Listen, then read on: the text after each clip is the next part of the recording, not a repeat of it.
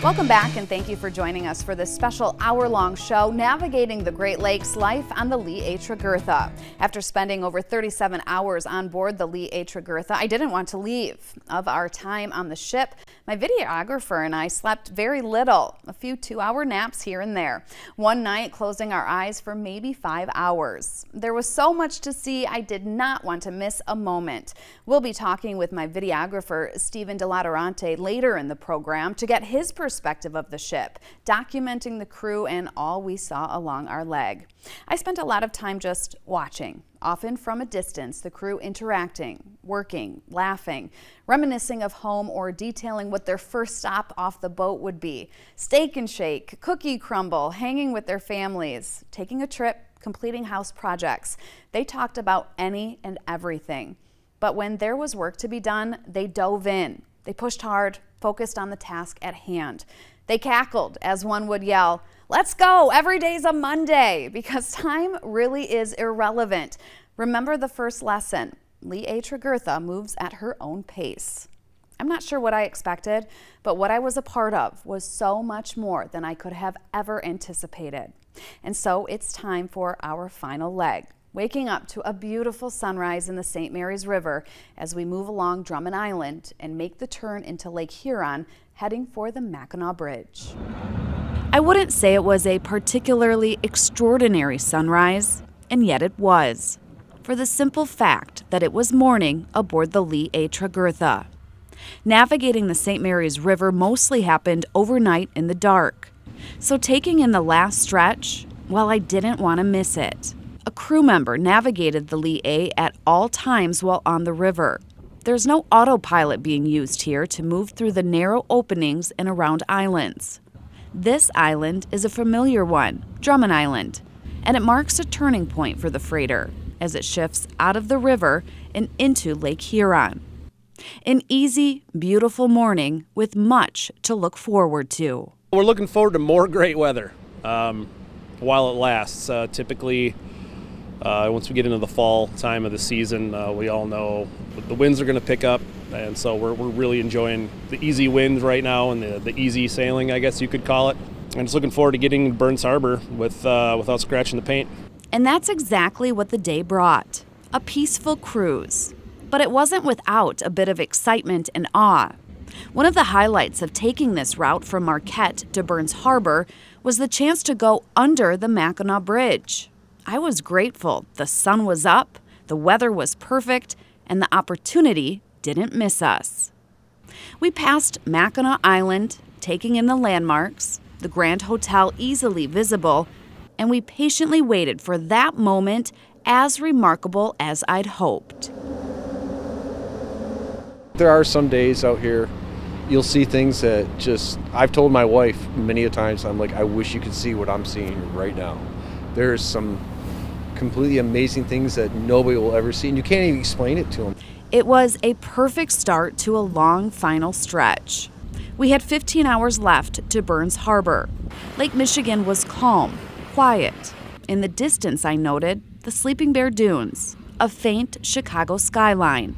On board, the crew used this time to catch up on maintenance around the boat, from painting to cleaning. It seemed upkeep on the Tregurtha never stopped. From the time we boarded to the time we left, there was always something to do.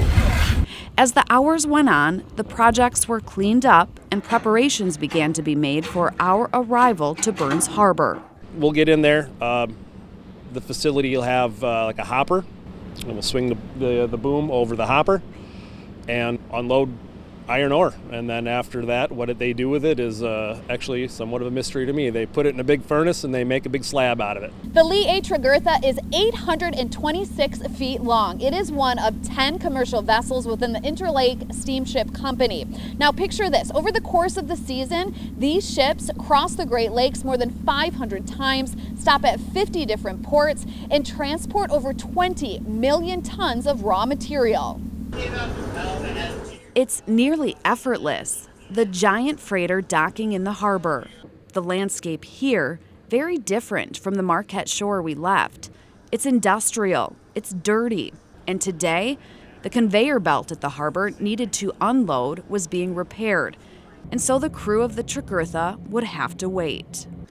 Regardless, there's a sense of accomplishment. Over 37 hours navigating the Great Lakes. The cargo and crew has arrived safely.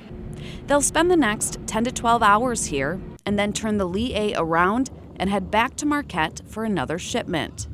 They'll face a new set of circumstances, changing winds and weather conditions. But at the end of the day, they'll have each other and they'll have the Lee A Tregurtha. I love that everyone comes together in the easy situations and then in the bad situations. And I don't mean dangerous situations, I mean long hours, dirty. They come together to accomplish the common goal. And that goal is to provide cargo to our customers throughout the Great Lakes. Burns Harbor was where I got off the boat, and I'm not going to lie, I was a bit disappointed the unloading wasn't going to happen. Before we arrived, I was able to go down to the very bottom of the ship and take a look at what that process would look like, one that requires the deckhands to sit for hours down below, ensuring every pellet of iron ore makes it back to land. All right, we are about as far below deck as you can go on this ship. Don't even know how many feet. We're not even going to think about that right now, but we're in a really cool spot of the ship, and I want to have our chief engineer explain what's going to be happening down here when we get to Burns Harbor and start to unload the iron ore pellets, because this is kind of where all the action happens. While obviously it's going to be going into the hopper on the surface, it all depends on everything below here. So explain what all this is. We can't get down in there too far because there's some water down there right now, but explain it for us. All right, so we're in the unloading system right now, or the tunnel. We've got a conveyor belt that runs the entire length of this unloading tunnel, which is almost the whole length of the ship. There is about 70 or 80 gates, which we open up hydraulically, just a few inches at a time, up to a foot maybe, and that'll dump the ore onto the belt as it's moving, and then the belt is running in a clockwise motion from our perspective here. So the cargo is gonna head back here. It's a pinch belt system, so as it gets back towards the end right here, that other belt is going to be encapsulating that ore as it goes all the way up, because there's a pretty good length of just like straight vertical. So that whole way up, the ore is just stuck between the two belts, where then it kind of curves back over and it'll dump into the boom hopper, which is what you see outside, which then goes into the hopper on the dock. And so this was the end of my time with the Lee A. As I looked back at the crew, it was all a bit surreal. All that I witnessed, the dedication, the hard work, the physical and mental strength, the beauty of the Great Lakes. I will never forget this journey or this crew. Up next, I sit down with my videographer, his perspective, and his work behind the camera.